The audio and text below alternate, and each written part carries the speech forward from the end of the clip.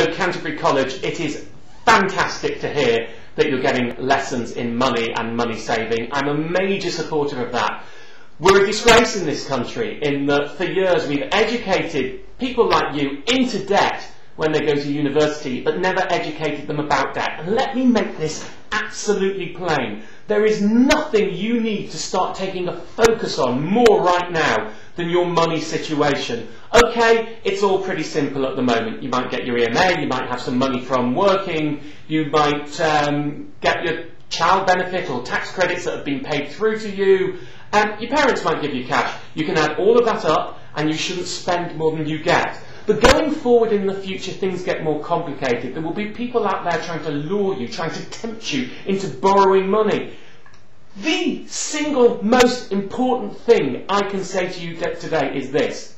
Whether it's a credit card, a store card, or a loan, just because they offer it you, just because the money is there, it does not mean you should spend it. You will have to pay the cash back. Far too many people in this country borrow money when they're young, willy-nilly, not realising the huge major impact it can have. You know what? You can cancel your mobile phone contract after a year. You can cancel your gym membership. The one thing you can't cancel is your debts. And I see too many young people start to borrow without understanding it. And then once they're in their 20s or even their 30s, they're still having their life subdued and curtailed because of the debts that they get into. Or in fact, even more serious problems. It can lead to depression, upset, mental health issues. So you're there now, you're being taught about budgeting, which is a fantastic skill you should have, because the most crucial thing is you shouldn't spend more than the income that you've got. It does get a bit complicated though. Once you go on to university, as some of you may do, lots of parents or grandparents may say, "Oh, you've got to do a budget, Johnny. It's incredibly important, you know. It'll all go wrong otherwise."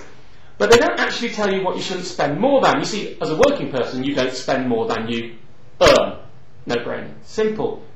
But as a student, you often don't get that guidance. Now, my quick rule of thumb is you should take your student loan. That's the official student loan, not commercial debt, the one that comes from the government. That's the one that's at the very cheap rates of interest. It's set at the rate of inflation, and you'll only have to pay it back if you're earning over 15 grand, and you'll pay it back through the tax system.